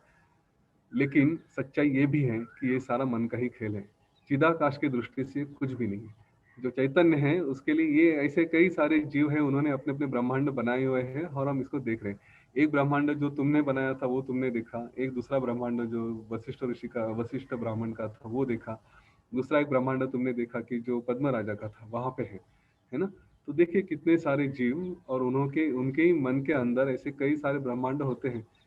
और स्पेस की तो कोई लिमिट ही नहीं। हम पूछेंगे कि बाउंड्री कहाँ है, तो इसकी बाउंड्री नहीं है। कभी तो रोज ना आसमान की तरफ देखिए और सोचिए कि इसकी बाउंड्री क्या हो सकती है, इसमें क्या क्या रहस्य छुपे हुए, क्या क्या रहस्य समाये हुए। तो अपना जो ईगो है ना, सारा खत्म हो जाएगा, पता ही चलेगा कि हम कुछ भी नहीं है इस दुनिया में, है ना। तो मेरे ख्याल से यहाँ पे रुकना चाहिए, कहानी हम आगे और बढ़ाएंगे कि उसके बाद वो जो विदुरथ राजा है उसके यहाँ जाते हैं, उसका युद्ध चलते रहता है, युद्ध के कई सारे रहस्य, युद्ध के बारे में मन की शक्ति, योद्धा के भाव कैसे होते हैं, हाँ, वो योद्धा की तरफ लोग कैसे देखते हैं। और फिर एक रहस्य सरस्वती भी बताती है कि जो विदुरथ राजा है वो तो हार जाता है, मृत्यु होता है, जो दूसरा उसका विरोधी होता है वो जीत जाता है, तो ऐसा क्यों होता है। ये सारी बातें हम कल कहानी में फिर से कंटिन्यू करेंगे। यहाँ पे रुकना चाहिए मेरे ख्याल से। अगर कुछ प्रश्न है तो देखेंगे, लेकिन आपकी और कुछ इच्छा है तो आप जरूर पूछिए। धन्यवाद। जय गुरुदेव। It is such an amazing sharing by Yatin now. देखो कैसे है ना, दिस ज्ञान जो बोलते हैं ना, या जो भी होता है ना, बोलते हैं इंफॉर्मेशन बोलो, ज्ञान बोलो, ये बोलते हैं दो धारी तलवार होती है। वो या तो आपको तार भी सकती है या तो आपको मार भी सकती है। एंड देन यतीन जी बताते हैं कि जो पाप पुण्य के बारे में और कर्म के बारे में, वो इम्पोर्टेंट क्यों होता है अपनी लाइफ में। तो देखो, जिस एक ही स्टेटमेंट है, हाउ एक ही स्टेटमेंट दो अलग अलग लोगों के लिए कैसे कैसे अलग अलग इफेक्ट्स पैदा कर सकता है। जैसे कि स्टेटमेंट है कि मैं ही भगवान हूँ, जो गुरुदेव है मैं भी गुरुदेव ही हूँ, जो भगवान है मैं भी भगवान ही हूँ। एक अंडरस्टैंडिंग है, एक अनुभव है। कई सारे लोगों ने वो अनुभव किया और हमने अपने शास्त्रों में, पुराणों में, ज्ञान में अलग अलग इसमें उस अनुभव को एक्सपीरियंस में शेयर किया अपने साथ, और वो हमने अनुभव पढ़ लिया। अभी देखो, दो लोग इसको जस्ट समझने के लिए जस्ट दो एंटिटी ले ले। हम अपना ह्यूमन की बात चल रही है, ह्यूमन लाइफ की, तो ह्यूमंस को ही ले ले। एक ह्यूमन लाइफ में उसके कुछ अर्जित कर्म है, वो उसको ये सेंटेंस सुनाई देता है, आकाशवाणी होती है, या यतीन जी के मुख से या गुरुदेव के मुख से, किसी के मुख से बोलते सुनते कि तुम ही भगवान हो, यू आर ओनली गॉड। ये सुनाई देता है उनके कानों पे, उनके यहाँ पे पड़ता है पर्दे पे, और जाता है ब्रेन में, जाता है माइंड में, आता है। अभी उसके कर्म ऐसे होते हैं तो उसका नेक्स्ट पाथ जो शुरू होता है, अरे स्वैराचार, मैं ही भगवान हूँ, जो अपने हिरण्यकश्यप के साथ होता है, मैं ही भगवान हूँ। तो फिर क्या, फिर मेरा पूजा करो। नारायण की क्यों भक्ति करे भाई, मेरा पूजा करो, मैं भी तो भगवान ही हूँ। सो देखिए, मतलब वो उसके कर्म वैसे है, हिरण्यकश्यप के कर्म वैसे है, तो उसको पता चलता है कि वो भी भगवान है, तो उसका मीनिंग वो क्या निकाल लेता है, और फिर उसके बाद में क्या स्वैराचार करता है। एट द सेम टाइम किसी और व्यक्ति को देखो, गुरुदेव फॉर एग्जाम्पल, गुरुदेव इस बात को समझते हैं और इसका एक अनुभव करती कि मैं भी भगवान हूँ। तो देखो उनके हाथ से क्या कार्य हो रहे हैं ना, पूरी वर्ल्ड का, जो भी पृथ्वी है उसका, पूरे ब्रह्मांड का अपना भार अपने ऊपर ले लिया। जहाँ पे भी जाते, कहीं पे कुछ है प्रॉब्लम है, तो जाके वहाँ पे हेल्प करते हैं, हमको एनकरेज करते हैं कि अपनी आंखों से भी वो कार्य हो जाए। देखो, दो एक ही चीज है, मैं भगवान हूँ, इस अंडरस्टैंडिंग का हिरण्यकश्यप क्या कर रहे हैं, और इस अंडरस्टैंडिंग का गुरुदेव क्या कर रहे हैं। इससे पता लग जाता है कि उनके कर्म, जैसे यतीन जी बताते हैं, वेरी वेरी इंपॉर्टेंट, कि जब तक कि आपके कर्म जो है ना वो ठीक से ना हो, तो वो मैं भगवान हूँ, इस बात को समझने में, बुद्धि के लेवल पे समझने में, और उसके बाद के आपके जो कार्य आपके हाथों से होंगे उसमें कर्म में आपका कर्म जरूर मैटर करता है। It's very very important. And तब फिर उस कर्म को ठीक रखने के लिए उतने समय के लिए पाप पुण्य का कंसेप्ट आप अप्लाई कर देते हो। जो अपने ऋषि मुनि जो जिन्होंने भी लिखा होगा ना पाप पुण्य पर, at the end of the day concept ही है, पाप पुण्य भी कंसेप्ट ही है, होता तो नहीं ऐसा कुछ, कंसेप्ट ही है एक मन में। ये कंसेप्ट जब उन्होंने लिखा होगा ना, तो इतना सोच समझ के लिखा होगा। They know this human mind, they understood it. उन्होंने वो लिख के पूरा अनुभव कर लिया ना कि ह्यूमन माइंड काम कैसे करता है। तो उन्होंने क्या किया, फिर कहीं पे अपने ग्रीड को यूज किया, अपना जो लोभ होता है ना उसको यूज किया, कि if you do good things सब तुम्हें पुण्य मिलेगा। माने लोभ, तुम्हारा लोभ को यूटिलाइज कर लिया, तो अर्जित पुण्य कर्म अर्जित करो तो तुम्हारे साथ अच्छा होगा। बुद्धा सेज ना कि अच्छा करो तो अच्छा होगा, बुरा करो तो बुरा होगा। वेरी सिंपल तरीके से उद्धव स्टैंटन को बताते हैं, अच्छा करो तो अच्छा होगा, बुरा करो तो बुरा होगा, दैट्स इट, वेरी सिंपल। तो यही वही की बात आ जाती है कि जब हम लोग कर्म करते हैं, तो कर्म ठीक नहीं करोगे तो फिर how can you expect the outcome is good, वो ऑब्वियसली पता नहीं कैसे होगा। अच्छा, इससे और एक डायमेंशन पे लेके जाते हैं। जस्ट इमेजिन करो, हम लोग आर्ट ऑफ लिविंग का टीचर बना देते गुरुदेव में, हम अपने हाथ में मैनुअल रख देते। नाउ एक आर्ट ऑफ लिविंग का टीचर करके जब जर्नी हम लोग जाते हैं दुनिया में, what is the sense of responsibility हम लोग कैरी करते हैं। यार मैं आज गुरुदेव को रिप्रेजेंट कर रहा हूँ, आर्ट ऑफ लिविंग का टीचर बन गया हूँ, मेरे हाथ से कोई ऐसा कार्य ना हो जाए, ऐसा करना हो जाए कि मेरे गुरु का नाम बदनाम हो जाए उसके पीछे। मेरे गुरु की अस्मिता मेरे हाथ में है। आज मैं यहाँ पे आर्ट ऑफ लिविंग को रिप्रेजेंट कर रहा हूँ, तो मेरे पीछे फोटोग्राफ रखा है गुरुदेव का, मेरे हाथ से कोई ऐसा करना हो जाए, मेरे हाथ से कहीं ऐसी गलतियां ना हो जाए जिसमें आर्ट ऑफ लिविंग का नाम बदनाम हो जाए या मेरे गुरु की अस्मिता को कोई ठेस हो जाए। It creates a sense of responsibility. Same thing on the contrary, जब गुरुदेव हमें बता रहे हम भगवान है, जस्ट इमेजिन करो यदि आपके पल्ले वो बात बैठ गई और ठीक से समझ में आ गई, तो एक आर्ट ऑफ लिविंग का टीचर होने का सेंस अगर आपको कई सारे चीजें करने से रोक देता है, तो जब ये बात सच में आपके गहराई में उतर जाएगी कि मैं भगवान हूँ, क्या आप जाके किसी को हर्ट करोगे? क्या आप जाके किसी को बोलोगे कुछ? देखो इमेजिन करो, मतलब सेम सेंटेंस, वही इंफॉर्मेशन है कि मैं भगवान हूँ, ये सेंटेंस कैसे कैसे अलग अलग लोगों में अलग अलग प्रकार की भावनाएं उत्पन्न करता है और अलग अलग लेवल ऑफ अंडरस्टैंडिंग क्रिएट करता है। It is such an amazing, it is very very important to keep your karma intact. So कर्म को छोड़ना नहीं है, वो it's not that you, it is your choice at the end of the day. You are making a choice. एक बंदा choice करता है, वो मूवी भी है ना, there is a movie, उसमें जो होता है कि मैं भगवान हूँ, and then ना कोई मारता है ना कोई मारता है, and then he keeps on killing people ना. There is a movie of this, there is a South Indian movie of this. तो यही बात है कि जो इंफॉर्मेशन है, जो कुछ शब्द बोले जाते हैं, तो ऐसे वो ट्रुथ को रिप्रेजेंट तो करते ही नहीं एक्चुअली, वो जस्ट शब्द होते हैं, बोलते जस्ट जैसे ही मुंह से शब्द निकलते हो, it's already a lie. And जो सच होता है, ट्रुथ होता है, उसको ऐसे शब्दों में बयान नहीं, वो शब्दों के बियॉन्ड होता है, बयान नहीं कर सकते। और उन्हीं शब्दों को लेकर, इंफॉर्मेशन को लेकर हम लोग सिचुएशन में अप्लाई करते हैं, या तो वो फिर ज्ञान बन जाता है, या नहीं तो फिर वो दो धारी तलवार की तरह वो आपका विनाश भी कर सकता है यदि आप उसको ठीक से नहीं समझे तो। So it's very good. Yatin ji ने अपने पापा की मृत्यु के बारे में आज शेयर किया। मृत्यु की बात आई तो ये शेयर करना चाहता हूँ, एक सुखों की बात आई जाती है। जैसे यतीन जी ने बताया, उसकी बेटी ने प्रश्न पूछा जो रामचंद्र जी उससे पूछते, उस प्रकार इवोल्यूशन बच्चे पूछे तो उसको छुट्टियां लग गई, वी ऑल नो कि अभी छुट्टियां चल रही है, तो उसने ये जो सुधामूर्ति का बुक है, there is a book called Sudha Murty का Serpent's Revenge करके एक बुक है, टोल्ड स्टोरीज ऑफ महाभारत का। ये उसने 2 दिन में खत्म कर दिया, 2 दिन में पढ़ लिया उसने। And then yesterday he started this ना, तो राइट नाउ उसका ध्यान इसकी तरफ गया। दिस इज अ कठोपनिषद, गुरुदेव का बुक है कठोपनिषद। और जैसे सबसे पहले उसका रिएक्शन क्या था पता है, ये बुक को उठाने में बोलता है ये दिस लुक्स सो एंशिएंट, मतलब देखो इसका जो डिजाइन है, this looks so ancient, yet it is so new, अभी भी आज के कितना नया लगता है, बोलता है। देख, look at the comment, first comment of his, then इसको पढ़ना शुरू करता है। there is a story of Vajesh Shrivas. So Vajesh Shrivas is known for giving the food and all that. जब भी कोई उसके पास आता है तो देते हैं। तो ये बच्चे के मन में वो सवाल आता है कि ये पापा ये क्यों दे रहे हैं, मतलब वो पुरानी वो भी दे देते वाजेश श्रीवास होता है। तो बोलते कि पूरे गुरुदेव फिर सुनामी का एग्जांपल लेते 2004 में, कैसे सब लोगों ने अपने पुराने कपड़े वगैरह पैक करके वो दे दिए। बोलते गरीब से गरीबी इंसान को पुराना नहीं चाहिए होता, बोलता है वो कई सारे कपड़े को जलाना पड़ा। आई वॉज देयर एक्चुअली, मैं खुद वहां पे था। 7 दिन में नागापट्टनम में गया था, 2003-2004 की बात चल रही है, तो I was there in Bangalore. And then हम लोग ने ऐसे ट्रक भर के वहां पे हम लोग कपड़े और अन्य धान्य लेके गए थे। तो I am aware about the situation वहां पे एग्जैक्टली क्या हुआ। तो बोलते वो लोग गरीब से गरीब भी लोग वो नहीं चाहते कि उनको कोई पुरानी चीज दे दे। They also want a new cloth, they also want to wear a new cloth.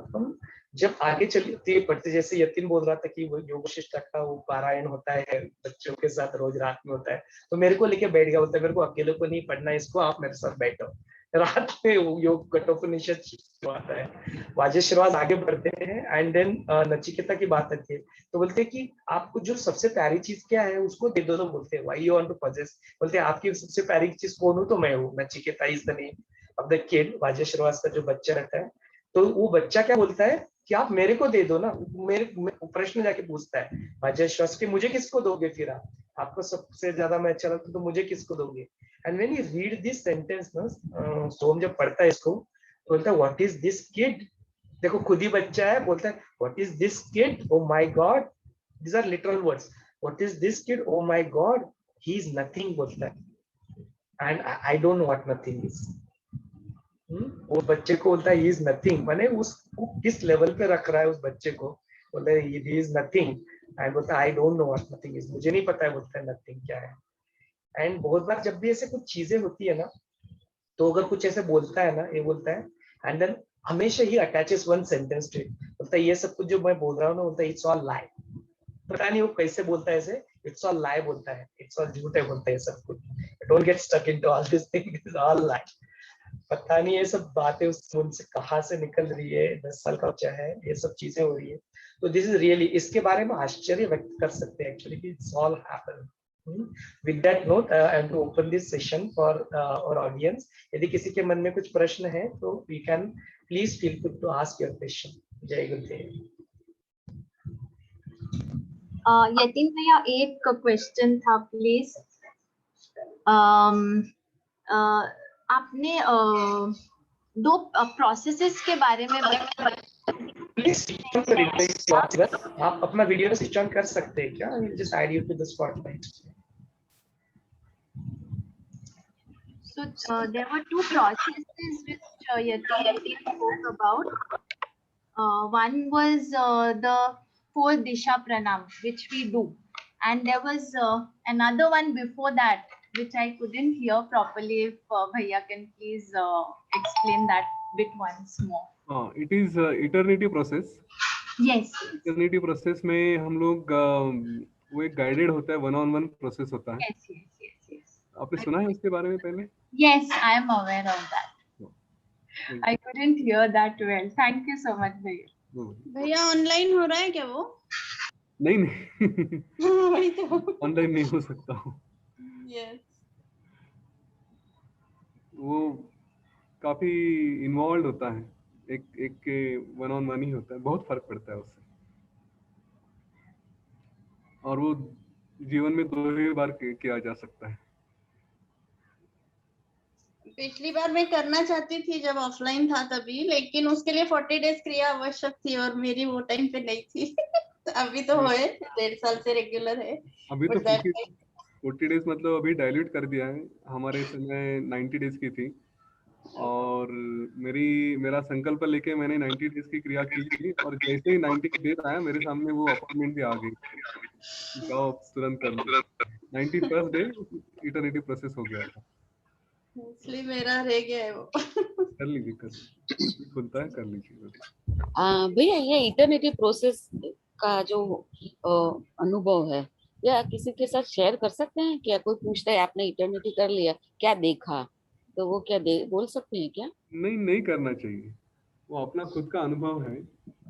देखिए सामने वाले की सूझबूझ उतनी होती है कि नहीं, पता नहीं। मतलब एक हमारे शास्त्रों में जो कुछ भी बताया गया कि ये मत करो ना, हर जगह एक्सप्लेनेशन नहीं दिया है, पर कई बार होता है कि सामने वाले की सूझबूझ ऐसे होती है, नहीं होती है।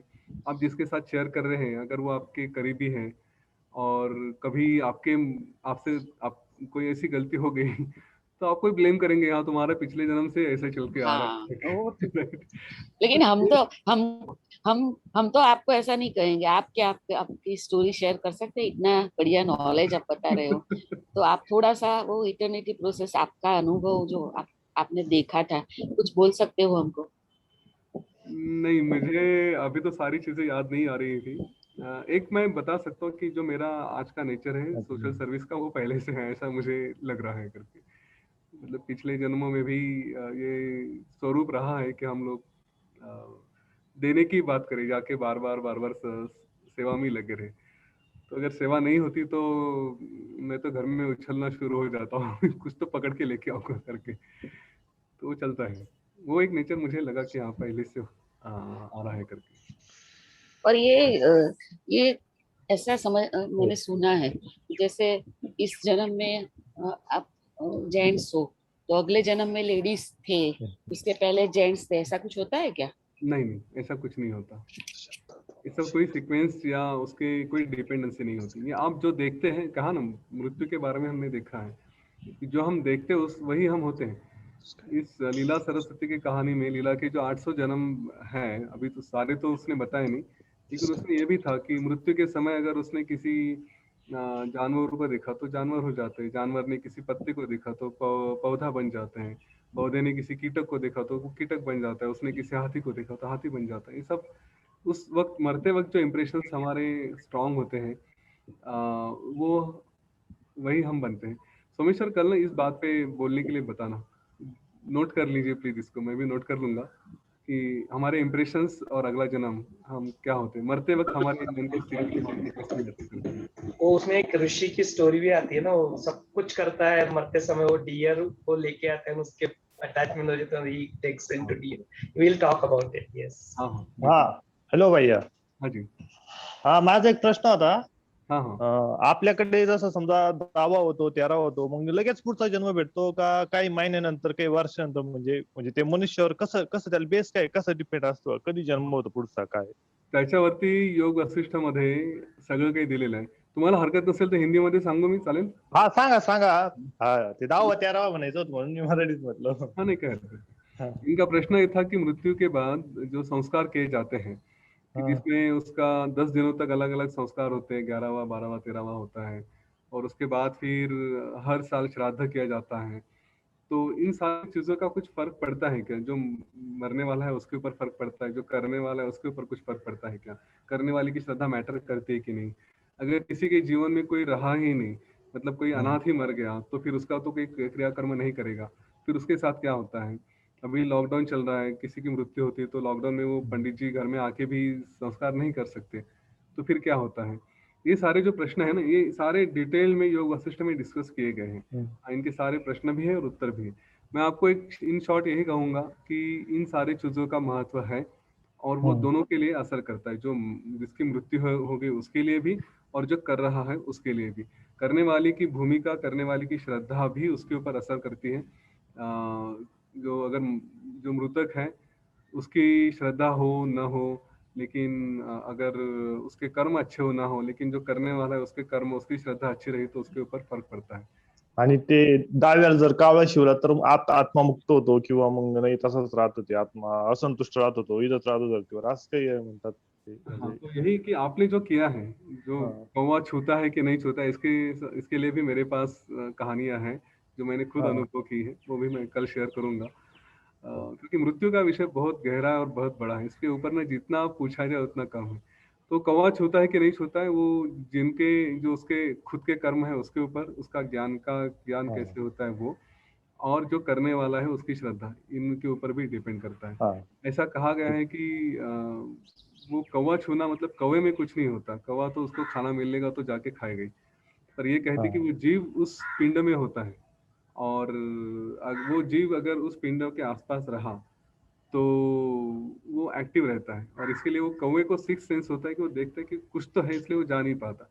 लेकिन अगर वहां पे कुछ नहीं रहा, वो जीव की धारणाएं वहां से छूट गई और वो आगे का जर्नी शुरू किया, आगे के प्रवास शुरू कर दिया, तो फिर वो कौवा क्या, उसको तो खाने मिलेगा, वो जाके खा लेता है. और टिपिकली ये कहा गया है कि मृत्यु के बाद करीब करीब 1 साल तक वो प्रवास होता है.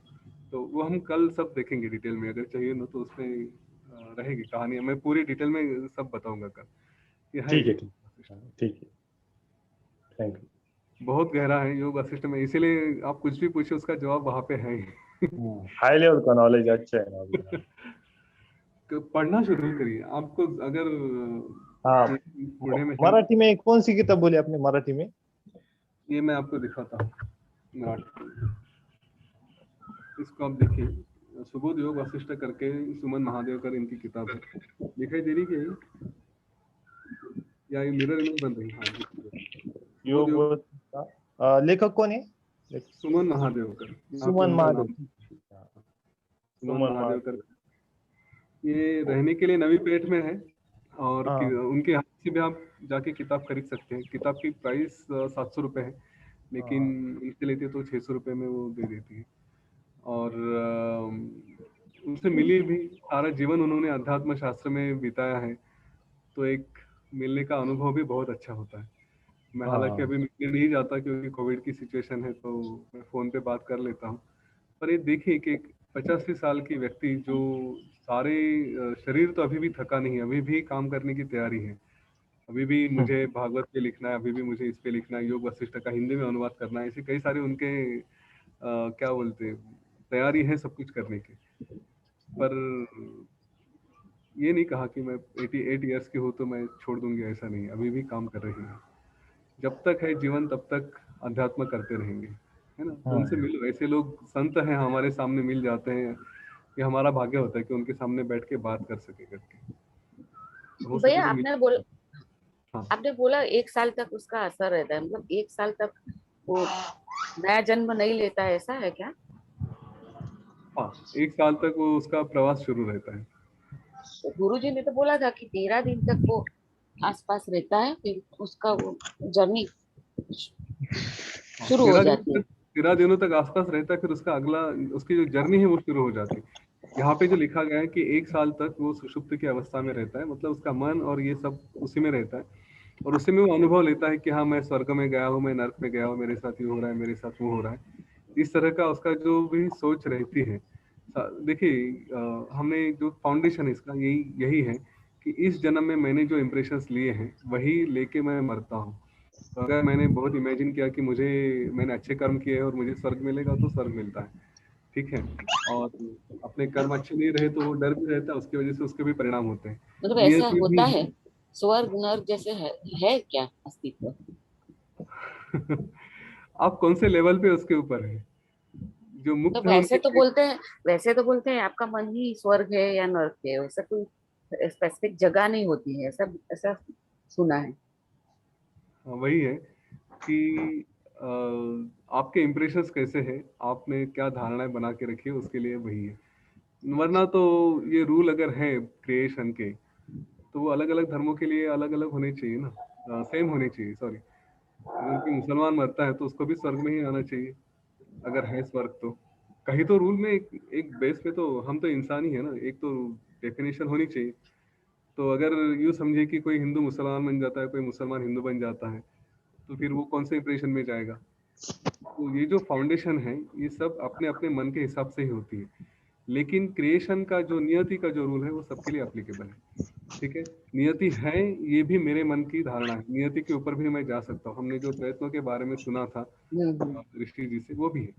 थोड़ा कंफ्यूजिंग है, लेकिन मैं कहूँगा अगर मेरी बात सुननी है तो इन चीजों से हमको कुछ लेना नहीं है। गुरुदेव को पूछते ना मृत्यु के बाद कैसे रहेगा, क्या रहेगा, स्वर्ग होता है कि नहीं होता है। मैं कहूँगा इस जीवन में हम खाली एक ही गोल रखें, मुक्ति का। बाकी जो आएगा वो आएगा, उसके पीछे ना जाए। समझने में, जिंदगी बिताने में मतलब नहीं है, ठीक है ना। मतलब सुना है कि कई मतलब डेथ के बाद तुरंत ही दूसरे शरीर में चला जाता है, ऐसा वैसा नहीं होता है क्या? 1 साल वो भ्रमण ही करता है।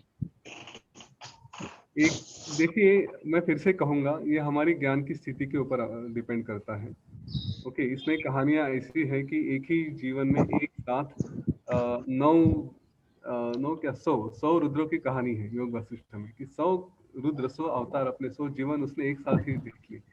एक ही टाइम पे 100 लोग अलग अलग जगह है, कोई इस धरती पे, कोई कहीं और पे है, ये भी होता है।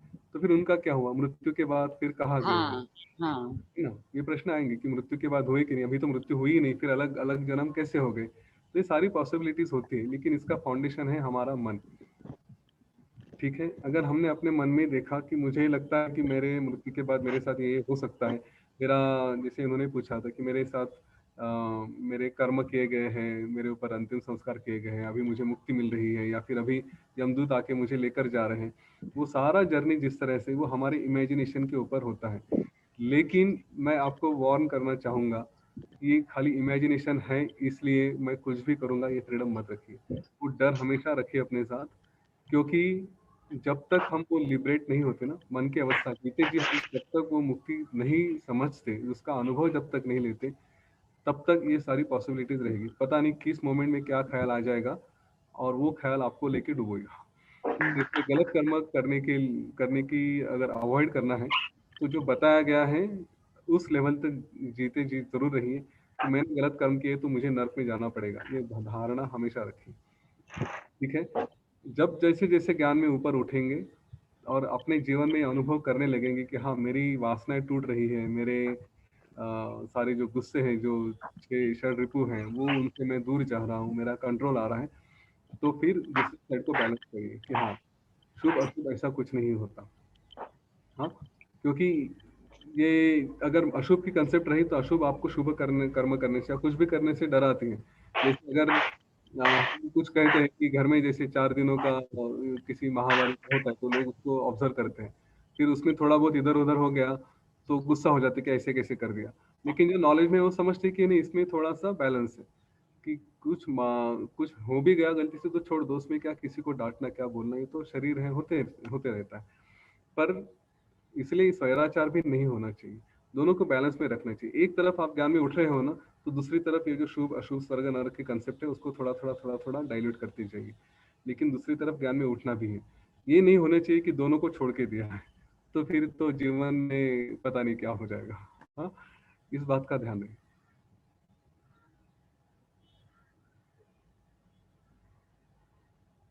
कुछ और प्रश्न है?